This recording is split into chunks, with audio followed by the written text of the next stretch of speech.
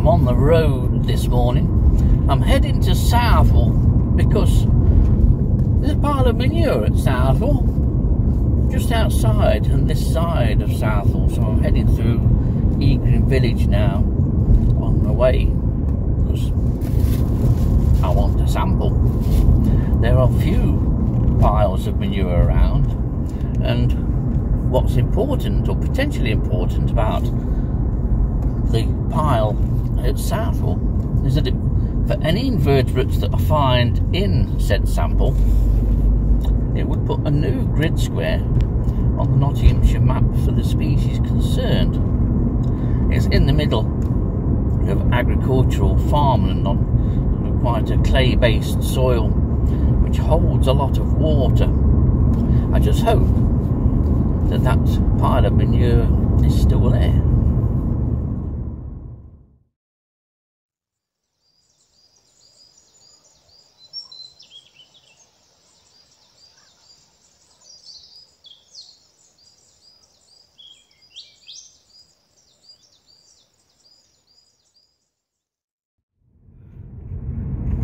Well, we're nearly there, hopefully. So is the pile of manure that I'm after. It should be in a field on the right hand side. A couple of fields up, it may well be this field. Not this one. Parking is going to be the big problem, but it's only a smash and grab. It's good. Oh, it's still here. I thought it had gone because it was in this field. Just on the right there, about 20 yards down. So, find somewhere to park. Well, this is the pile, or several piles, and straight in the front there, in the middle of the screen, you'll see some patches where I've taken the sample from. Once again, I've done as before and looked for samples of manure that break off in layers, and it is quite wet, this stuff. So that's where our sample is from. It's very windy today again, and here we are just on the way to Normanton and Southwell. You can see how clay based this soil around here is. So it's a grand day for it. And now back to the road up there and to the car.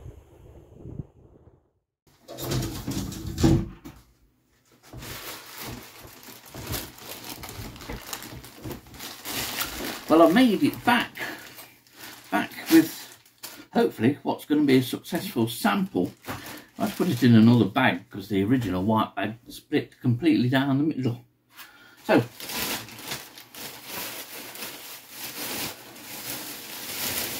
it's just a case, same procedure as before. I expect pretty similar results, to be honest.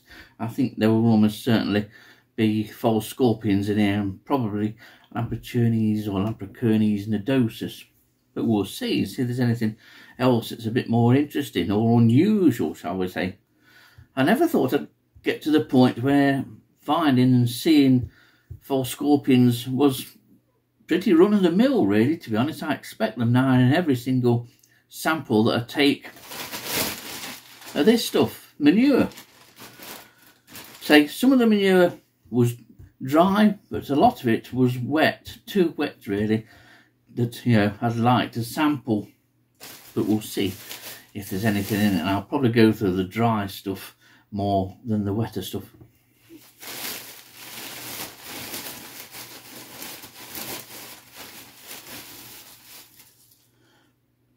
And so the first small handful, this is all I've got in this handful. Thin, as you can see. And it's a case of prizing these layers and breaking them apart and see what we've got.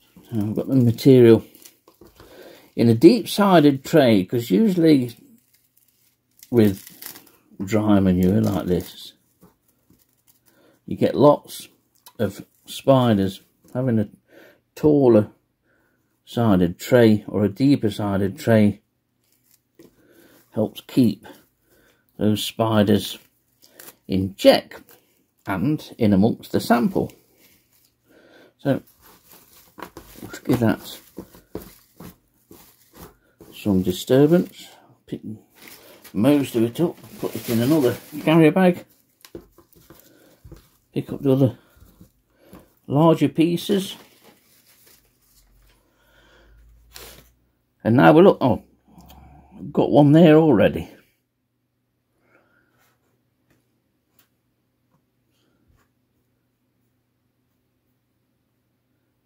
We'll sort that out, see what it is, and we'll get you closer to the action. Well, there's yet more false scorpions. There's another 4 in here. I've sifted all the manure out. And you can see all 4 there. This one here appears slightly smaller. And the reason for that, I've had a good look at this one here. And this is Salafrachernes scorpioides. It's a species that's turning up more regularly now. I've had it in a grass cutting sample. And the other 3 look like Lamprochernes nodosus.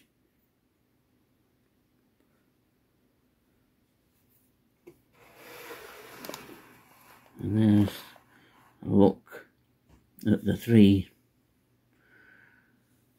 The species look pretty much identical, but there are differences in various sections of the arms of Scorpioides and nodosus. Excellent. We'll try another couple of handfuls and see if we get anything different. Otherwise, I think we've probably got all we're going to get out of this sample. There's another hand sample that I've just broke up. And another false scorpion here. This is the only one that's in this hand sample. But each hand sample that I've had, I've not filmed everyone, has had at least one false scorpion in it. This is quite a dark individual, to be honest. Just move this. I'm trying to keep it near the centre of the screen.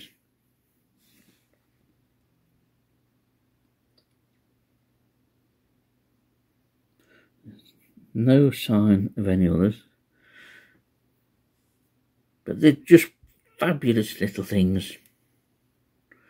As that one goes off, so yet another one. Now I've got something different here.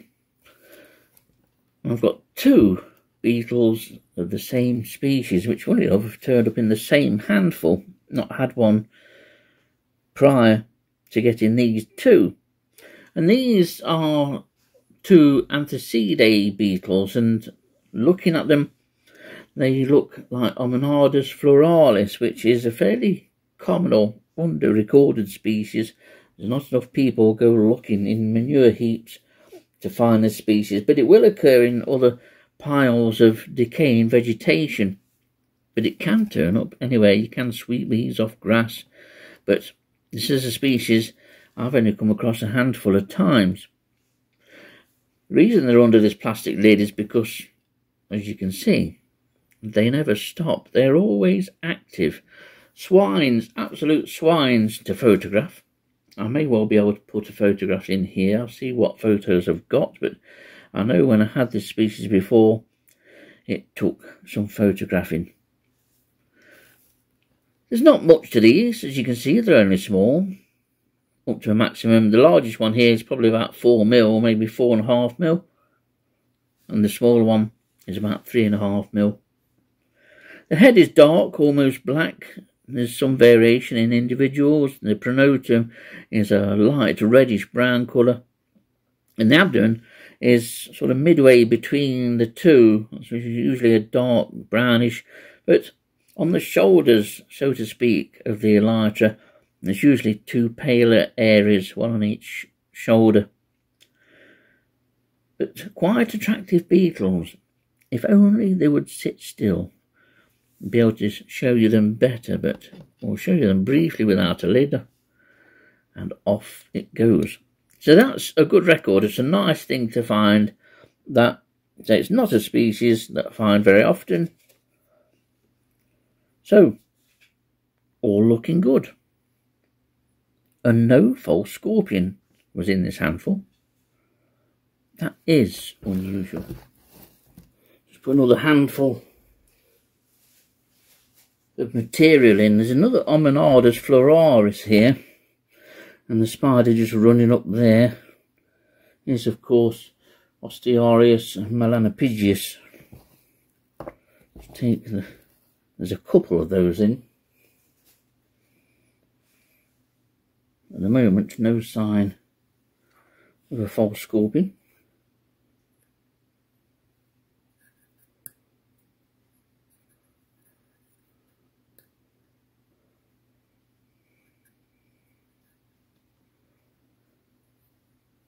Just a case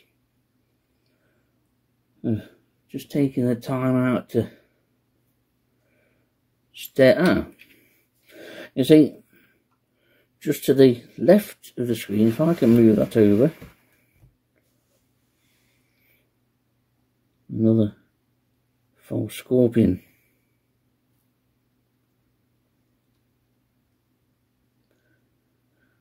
And another candidate for Lampricones nodosus.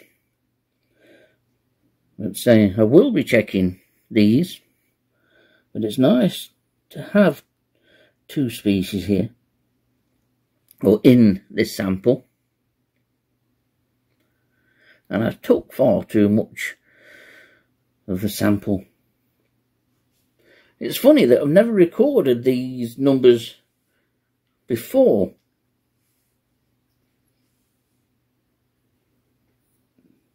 Excellent though. A new grid square for both species in the county. We know still relatively little about the distribution. It has improved, the known distribution, over the years.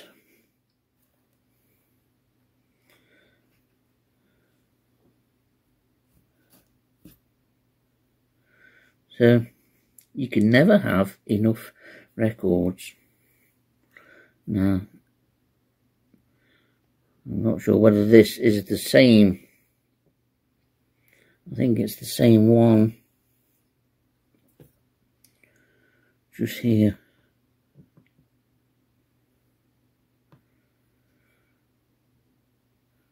But just by spending a couple of minutes, initially when you first tip the material in and sort through it and take the larger stuff out, and you leave very little in, you may think, well, there's nothing in here, but quite often false scorpions are tucked away. They will be crouched under something, but usually within a couple of minutes they start to come out and play. And there's the other Omenardus. I'll move that, just coming out of that sample, going to the top right of the screen. And the false scorpion coming in from the top left of the screen. And hello, what's turned up? A juvenile zebra spider. Now, the location of where this one was from this sample, it's our second jumping spider in manure sample. It's just there, look. But there are two zebra spiders in Nottinghamshire, and I think this is the rarer of the two. I think this is Salticus singulatus rather than Salticus senicus. Salticus senicus is the one that you will see on your house walls. But looking at the markings on the abdomen, this looks more like singulatus, and Salticus singulatus is more of a rural spider, often found on fence posts and fences in rural locations and tree trunks as well. This is only a juvenile. And to be honest, it's a big surprise. I didn't expect one of these, but possibly more invertebrates use manure heaps over the winter, or to overwinter in. They retain a lot of heat, and so are ideal. If I just bring him back so you can see him. There are differences to the chevrons on the abdomen of the two species, but I do realise that that's not always a guarantee. But in my experience, you find a zebra spider a good distance away from buildings, chances are it's Salticus cingulatus, at least in Nottinghamshire. Beautiful. Do love a jumping spider, and I never dreamt to get another one. So quickly, following on from the Europhis frontalis we had in the last sample.